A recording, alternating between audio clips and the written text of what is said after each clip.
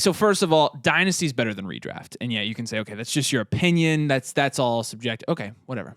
I think objectively, Dynasty fantasy football is better than redraft fantasy football. There's a lot more to it. There's a lot more strategy to it. But if you're here watching this video, we want to tailor this to people who have never played Dynasty before. And so the question is, what is Dynasty fantasy football? If you're here, you're probably familiar with what regular fantasy football is, or what we call redraft. Dynasty is basically multi-year fantasy. That's the simplest way to put it. Your players stay on your roster year over year. You don't redraft them. The idea is you're creating a multi-year team that will compete multiple years and win multiple championships. In redraft, production is king. In Dynasty, age and production combine to create dynasty value. Now you'll notice most of the players at the top of Dynasty startup drafts are young. It's because in Dynasty, since you're playing for multiple years in the future, age is important. People are building more than 1 year out in the future. They're building not for single year success like you do in redraft, but for multiple year success. Teams that strive to do that are going to lean towards drafting younger players. Instead of drafting your team year over year, you draft only the new rookies that are coming into the league. Every offseason, April, May, everybody in Dynasty gets rookie fever. And basically, this is when we're looking forward to the time of year where we are drafting these new rookies into our leagues. And each team has the opportunity to draft the up-and-coming prospects onto their team.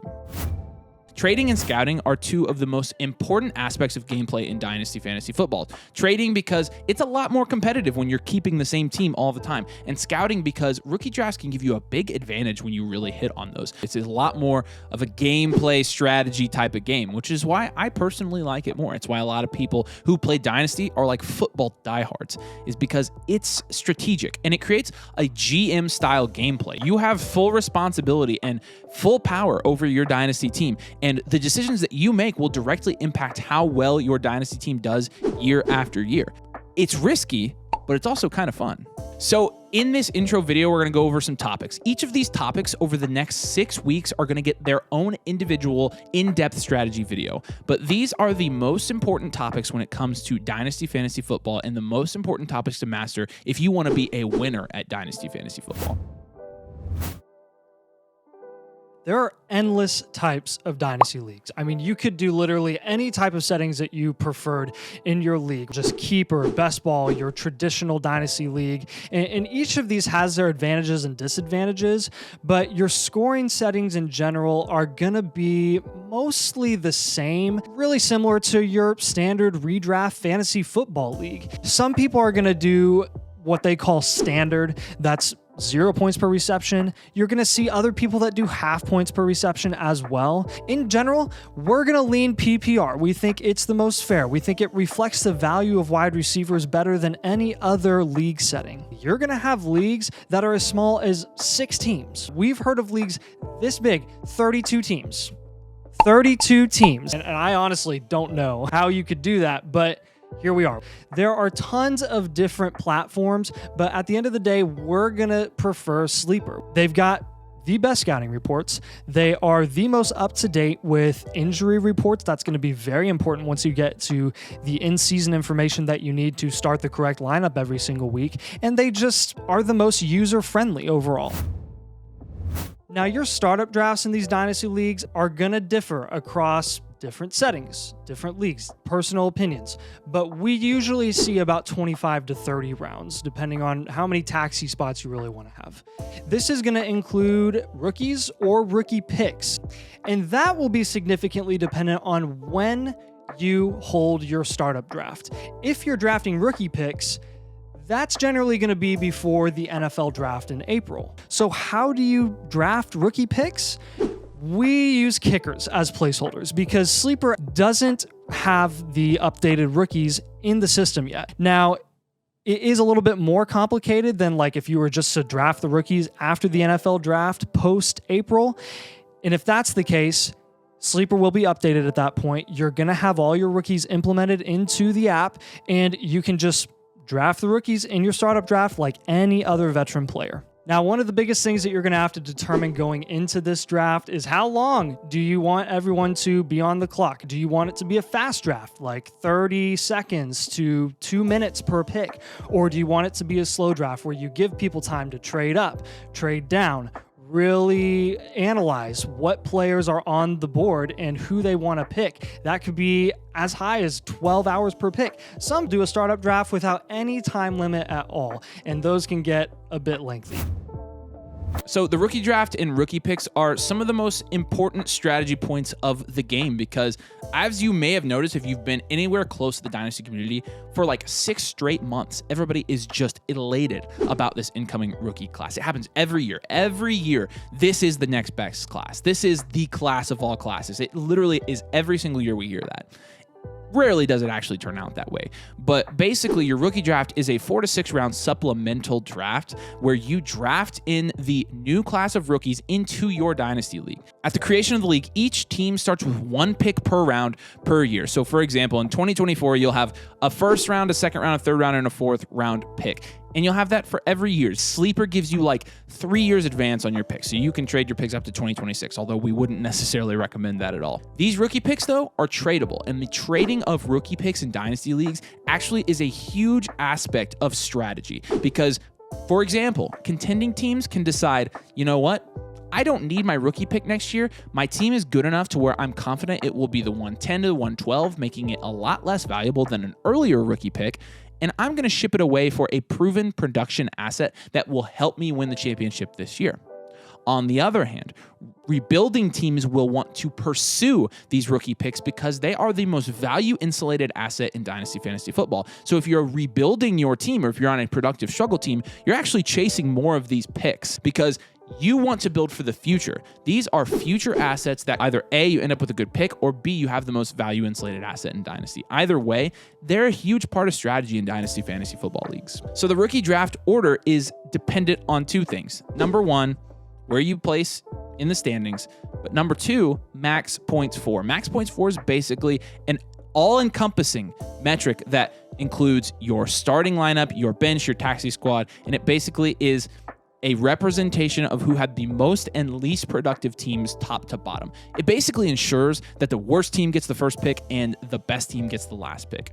Now, scouting these rookies becomes very important because, again, a good rookie draft, if you hit on 2 or 3 of your rookie draft picks, that is a huge value boost to your team. You want to talk about one of the quickest ways to add value to your portfolio? These rookies, pretty much all of them are wild cards. There is no guarantee they'll either hit or not hit. But if you hit big on a couple of them, it can take your team to the next level really quickly. It's why you have to be almost a nerd to play Dynasty Fantasy Football, because scouting these rookies and understanding this class is going to take a lot of research and work. That's literally what we do on a day-to-day basis, is we try to give people as much information as we can on these rookies because they know that it's important for their dynasty team. Scouting these rookies for these rookie drafts becomes very important because a very successful rookie draft can give your team a massive value boost. And again, it's all about value. Everybody scouts rookies differently, but for us, draft capital is king. How you manage your rookie picks in Dynasty will go a long way in the long-term success of your Dynasty team. Your roster construction strategy is going to vary compared to your other league mates. This has the most variance in Dynasty Fantasy Football, and there's not necessarily a correct answer. There are tons of different types of roster builds, and honestly, there's no right way to do it. You can be successful in multiple different construction types. Now, some of the more common ones are going to be like dual elite QB in superflex formats. That's going to be those teams that have 2 top 6 to 8 level quarterbacks in Dynasty Fantasy Football, where you're starting both of them every single week, and you have a ton of insulated long-term value with that construction type. Another option is elite wide receiver. This is going to be another one of those target value over maybe production at every single position. And that's going to be the ones that have heavy value insulation overall, where you're targeting those young wide receivers that have potential in the future to be very productive. You're going to target maybe some of those older veteran wide receivers that have long-term deals, so you know they're going to produce at least for the next couple of seasons. Wide receiver heavy can be one of the most effective roster builds out there, where you can be successful winning now and winning in the future. 1 year reload is basically all in. You are all in this year in winning your league, making a playoff push, making a push ultimately to the championship to get that money and to pay for your buy-in for the next 5 to 10 years. You want to buy assets in this format that purely score points. Get those guys that are high scoring assets, regardless of if they're a 30-year-old wide receiver or older. Now, this is risky because you're going to inevitably scrap your entire roster at the end of the season and reload your team. Worst case scenario, you have to completely scrap everything and rebuild your team for the next couple of seasons. Now, this next roster build is probably the riskiest one out there, but it has massive payoffs if you do it correctly. This is no QB. We're not saying don't go out there and draft any QB at all, but a team that focuses on wide receiver and running back specifically and punts at QB in their startup draft. The reason this is so risky is because you're really betting on those later round quarterbacks to come through for you, produce at least an acceptable amount of fantasy points for you to make a playoff push towards the end of the season. And once that season is over, you better have won your championship because you're going to be out on value at the quarterback position. You're going to have nothing. Absolutely nothing. So hopefully you have a plan in place, like money, to pay for your buy-in for the next couple of seasons while you're rebuilding. Okay, so now we got to talk about value, because in Dynasty, value is everything. It's currency, essentially. The more value you have, the better off and the more flexibility you have to make moves on your Dynasty team. The best Dynasty players look at their team as a portfolio value, not as individual players. Value can be accumulated in Dynasty Fantasy Football by making trades. And the more value a team has, the more capital you have to go out and get players that score a lot of points that allow you to win your Dynasty leagues while also maintaining some of the younger players that will help you win your leagues for years down the road. The perfect Dynasty team is the one that has the perfect balance of age and production. If you have both of those things at an elite level on a Dynasty team, you're probably going to dominate your league. Trading in Dynasty, like I mentioned earlier, is super important. It's also the easiest and quickest way to add value to your team. You can't quantify value in Dynasty, but let's say each team you start with is 1,000 points of value, okay? Say you make a trade, and for each trade that you make, you can either be net positive value or net negative value. So say you make a trade and you gain 10 value points, okay? So now you're at 1,010 value points. Well, you've just increased the value of your team. And you might say, okay, that's only a 1% increase. That's not that much. That is true.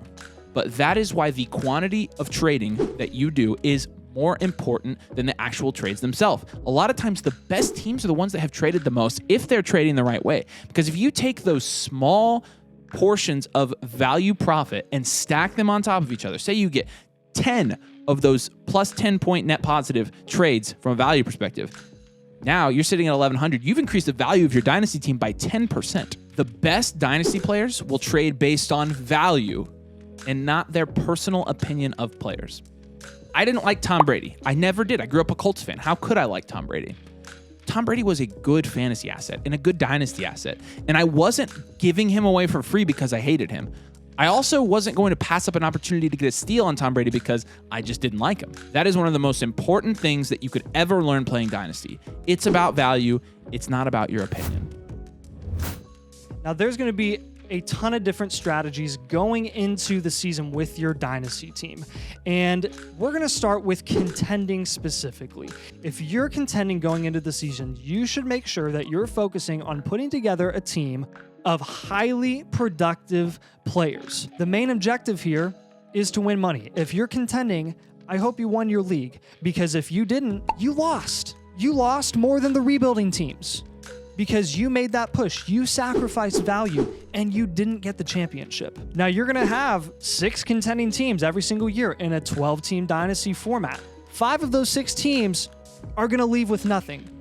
So keeping that in mind, make sure that when you're contending, you're accounting for the risk of not winning. Make sure you balance production and age and value. There is a way to contend and not completely throw the long-term value of your team away. Now, if you're contending and you miss the playoffs, not only is your season a complete failure, your future is in shambles. Because more likely than not, you threw away a future draft pick. You threw away some nice cornerstone assets that weren't high-scoring players at the moment, but have a ton of future value. And if that's the case, we need to reevaluate, and you're probably going to be in a multi-year rebuild. On the flip side, you have rebuilding teams, and this really focuses on the future. Years down the road sometimes, if you're really in a hard rebuild. And you want to make sure that you hold value-insulated assets. And I'm going to give you a little hint here. You can't go wrong with rookie wide receivers or young wide receivers on rookie deals in general that are at least decently productive. They're almost guaranteed to maintain their value for the foreseeable future, and you need that value as a rebuild. Take shots on guys that your contending teams aren't going to want to bet on. Take shots on guys that have good draft capital, that are in a situation that could result in them getting a ridiculous amount of targets this season. And make sure that you accumulate future rookie draft picks. This is going to be one of the most important things that you've got to nail down as a rebuild. You have to accumulate at least a couple of draft picks for this rebuild to be successful in the near future. Now, that doesn't mean sell your soul for the highest possible rookie pick in this next rookie draft, but look further down the line as well. If you can get a rookie pick a year or 2 years down the line for a significant discount, capitalize on that opportunity, and it is guaranteed to pay off in the future. Make sure, above all, that you're accumulating future draft capital. This is so important as a rebuild. If you're rebuilding and you don't have any draft capital, you're looking at a 3 to 4 year rebuild because you don't have that guaranteed value that's going to appreciate year in and year out. Your ultimate goal as a rebuild is to get the highest pick possible without completely destroying your roster. There are tons of mistakes made with this strategy. So don't be that person that goes and sacrifices the overall value of the roster, their long-term future outlook. Remember what the primary goal is in Dynasty Fantasy Football. Just like traditional redraft, you're trying to win your leagues. So don't sacrifice value for players that you're 100% sold on. The perfect Dynasty roster is the one that can make the balance between age and production.